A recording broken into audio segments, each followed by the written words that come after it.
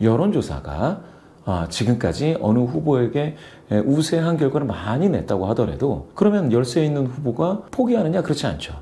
투표장에 많이 지지자를 데려오면 얼마든지 이길 수 있다. 따라서 여론조사만을 놓고는 누가 이길 건지 가늠하기란 불가능에 가깝다. 만약에 단일화를 해서 큰 성과를 얻어서 소기 목적을 달성할 수 있다. 그 상태에서 자신의 정치력이 훨씬 더 커질 수 있는 그런 보장이 있다라고 한다면 결행할 수 있죠. 네. 예. 그러면 단일화를 왜 말을 바꾸고 단일화를 했느냐 라는 그 비판이 있지 않습니까? 그 비판을 감수하고도 남는다. 손익을 따져봤을 때 이득이 크다라고 하면 당연히 결행을 할 수가 있죠.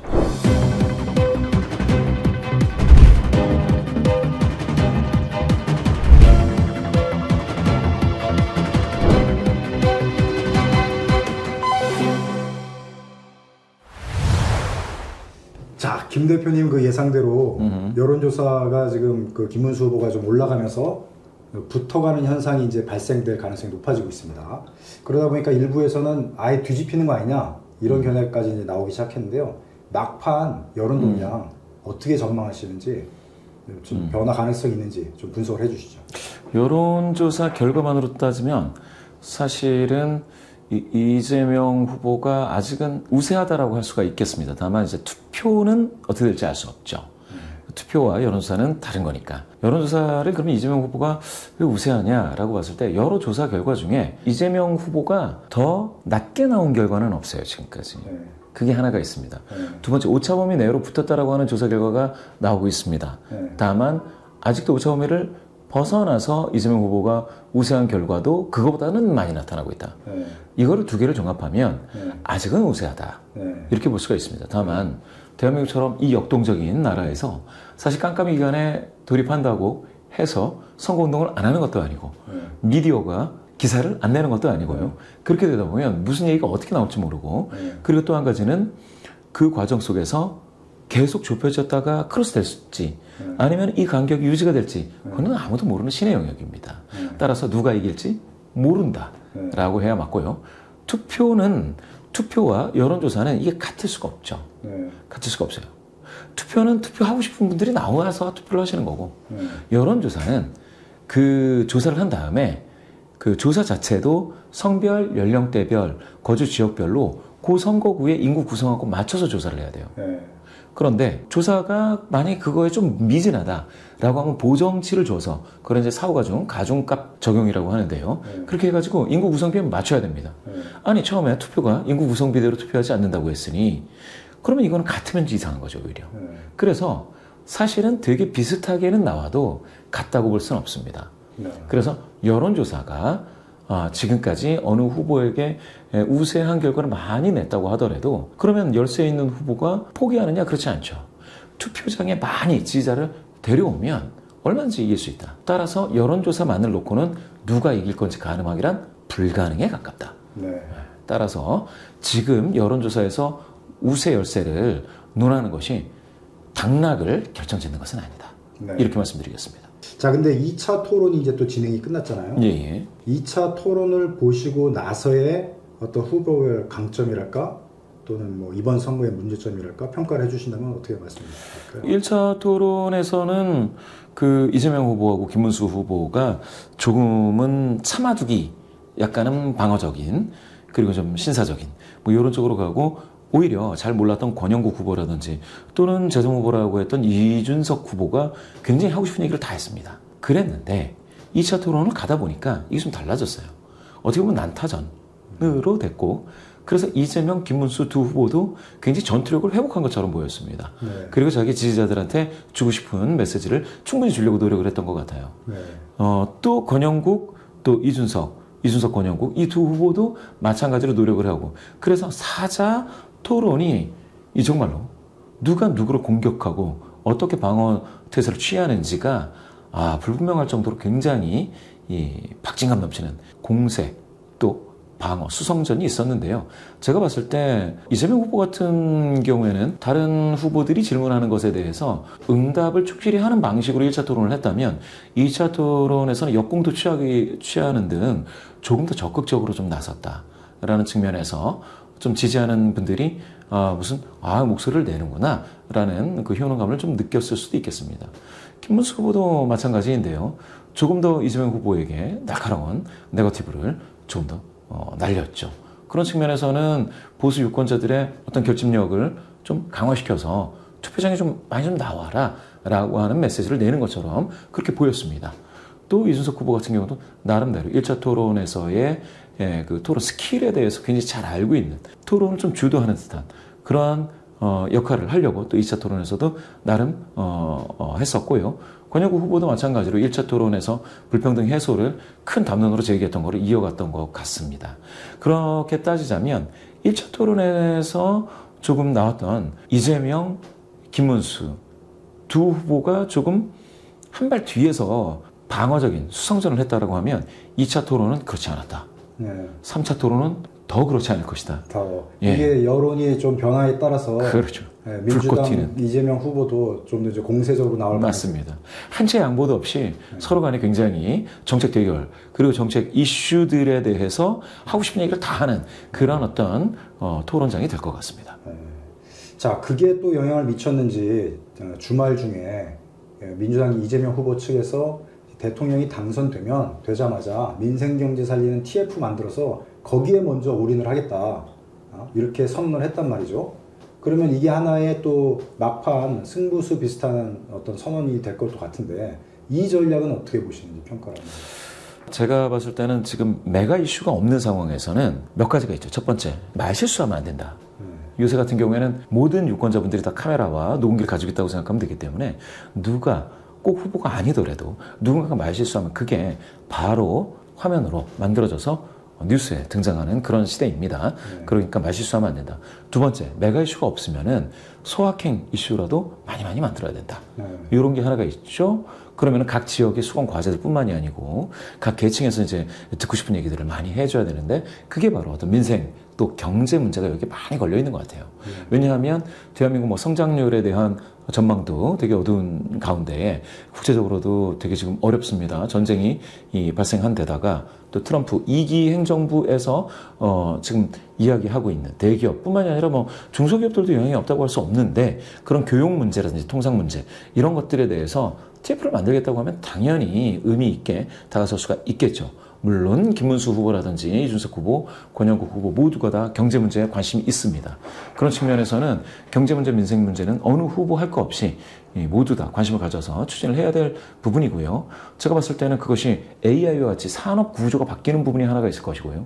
그 다음에 소상공인처럼 조금 더 케어해 줘야 되는 어떤 계층 구조에서의 좀 서민 중심, 서민 친화적인 어떤 정책으로 나와주는 게 있을 것이고요.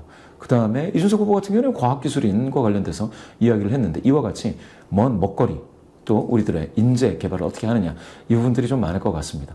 전반적으로 봐서는 이재명 후보, 김문수 후보, 이준석 후보, 권영국 후보. 권영국 후보는 약간 좀 다르게 성장 담론이 아닌 불평등 해소 담론이지 않겠습니까? 이 모든 게 사실은 다 우리나라 국민, 서민들의 삶을 좀 풍족하게 만드는 데 이바지하는 그런 밑거름이 되기를 정말 기대하는 마음이 있습니다.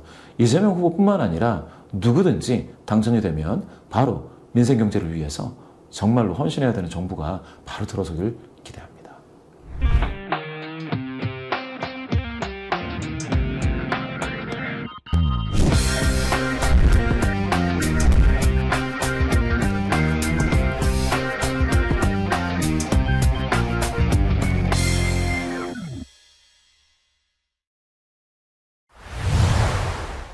자, 김문수 후보 같은 경우는 지금 약간 태세 전환을 하는 느낌이 들어요.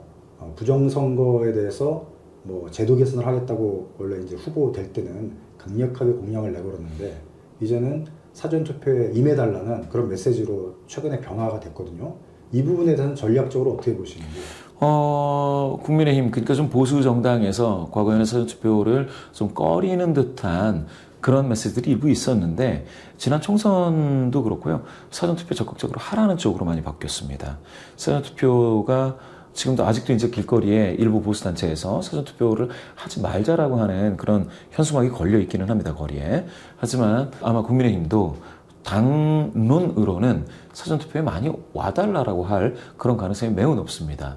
이유는 선거일 당일 투표만으로는 사실은 투표를 하고 싶은 모든 사람들을 다 동원하기가 좀 쉽지가 않죠. 과거 같은 경우에 좀 국민의힘을 지지하셨던 분들 중에서는 좀 나이 지긋하신 어르신들도 있기 때문에 이분들이 이동하시기에 그날 하루에 뭐 다 하기가 쉽지가 않을 수 있지 않습니까? 그러면 가족들의 힘을 이용해서라도 좀 빌어서라도 사전투표 날 좀 와서 투표를 할 수 있으면 하는 게 좋다라는, 단 한 표가 아쉽다라는 그런 의미로 받아들여져야 될 것 같습니다. 네, 그 실질적인 그 득표율 차원에서의 그럼 전략이라고 일단 평가를 하시죠. 맞습니다. 김문수 후보의 생각이 바뀌었다기보다는 그거는 잘 모르겠어요. 그러니까 부정선거와 관련해서 계속해서 그 강하게 주장하고 있는 일부 보수 성향의 단체라든지 어떤 광화문에서 외치고 계신 그런 분들의 목소리를 여과 없이 그대로 전부 다 김문수 후보가 다 그 부분을 자기의 정책으로 다 받아 안고 있느냐는 그것도 좀 의문이기는 합니다. 왜냐하면 이 그 부정선거와 관련돼서는 국민의힘 내에서도 좀 스펙트럼이 있는 것 같습니다. 그렇게 따진다면 부정선거가 완전히 지금 당장 부정선거가 자행될 것 같다 이렇게 이야기하고 있는 것 같지는 않아요. 그런다면 이 선거를 보이콧해야 맞지 않습니까? 아니, 부정선거 뻔한데 어떻게 선거에 후보로 참여를 하겠어요? 그렇게 따지면은 계속해서 선거와 관련해서는 긴장감을 가지라는 메시지이겠지만 그렇다고 해서 선거를 완전히 보이콧할 정도로의 부정선거에 대한 확신을 가지고 있다고 생각하지는 않습니다. 네.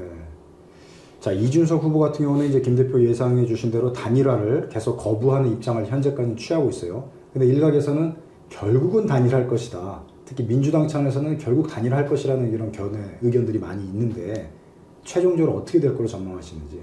만약에 깜깜이 기간으로 들어가서 단일화를 한다고 하면 제가 생각했을 때는 거기에 대한 이미지 타격을 감수해야 돼요.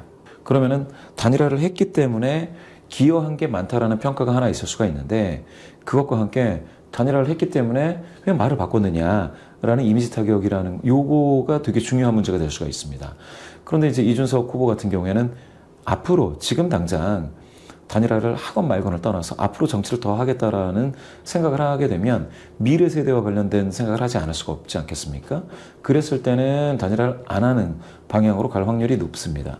그런데 판단을 하기에 따라서 만약에 단일화를 해서 정말로 큰 성과를 얻어서 소기 목적을 달성할 수 있다라는 판단이 있고요. 그 상태에서 자신의 정치력이 훨씬 더 커질 수 있는 그런 보장이 있다라고 한다면 결행할 수 있죠. 네. 예. 그러면 단일화를 왜 말을 바꾸고 단일화를 했느냐라는 그 비판 있지 않습니까? 그 비판을 감수하고도 남는다. 예. 손익을 따져봤을 때 그랬을 때는 이득이 크다라고 하면 당연히 결행을 할 수가 있죠. 그러니까 이제 김 대표 입장에서는 단일화할 가능성은 높지 않은데 예. 그리고 이준석 그 개혁신당 후보의 미래 정치를 위해서도 평가를 해본다면 안 하는 게 맞을 것 같은데 그렇죠. 그럼에도 불구하고 당내 또는 본인의 손익 계산을 해봤을 때 예. 그게 이득이라는 계산이 쓴다면 할 가능성도 완전히 배제할 수는 없다. 완전히 배제할 수는 없죠. 선거 이후에 무엇을 약속하고 이러는 것은 이제 선거법 위반이 될 수 있으니 모르겠습니다. 정말로 김문수 후보가 가령 후보직을 사퇴하고 밀어준다? 이러면 이거는 단일화죠. 근데 그거는 그 조건을 유일하게 내걸었거든요. 이준석 후보는 자신이 후보가 되는 단일화를 하겠다. 그런데 만약에 후보가 되는 단일화를 하려면 그러면 김문수 후보가 후보직을 내려놓는 방법밖에 없거든요. 지금 여론조사로 했을 때는 쉽지가 않죠. 어떻게 될지 알 수가 없죠. 그러면 이준석 후보 같은 경우에는 그러한 경우라면 단일화를 받아들이겠죠. 네. 예. 자, 이게 뭐 끝까지 알 수가 없는. 그렇죠. 가봐야 하는. 그런 상황인데, 자, 그러면 전체적으로 이번 대선을 한번 평가를 해주시면서 의미가 있다면 어떤 의미가 있는지 간단하게 이제 총평 한번 해주시죠. 전체적으로 보면 이번 대선 같은 경우에는 조기 대선으로서 지난 윤석열 정부의 비상계엄 그리고 이제 탄핵안 인용되는 결과까지 이제 왔기 때문에 발생을 했는데요. 지금에 와서는 그게 모든 게 이제 과거지사가 됐습니다. 대선 자체가 이제는 우리 사회의 해묵은 그 갈등을 해소하고 미래를 위해서 통합적인 어떤 그 정부가 들어서는 그런 것들을 모두가 좀 바라고 있는 게 하나가 있겠고요. 두 번째는 경제와 관련해 가지고 민생 경제를 떠받쳐 줄 수 있는 어떤 성장의 원동력 이런 것들을 새롭게 찾아야 된다는 목소리는 상당히 강하게 대두되고 있습니다. 거기에서 또 하나는 분배 정의가 좀 실현이 되어야 된다는 목소리 또한 적지 않습니다.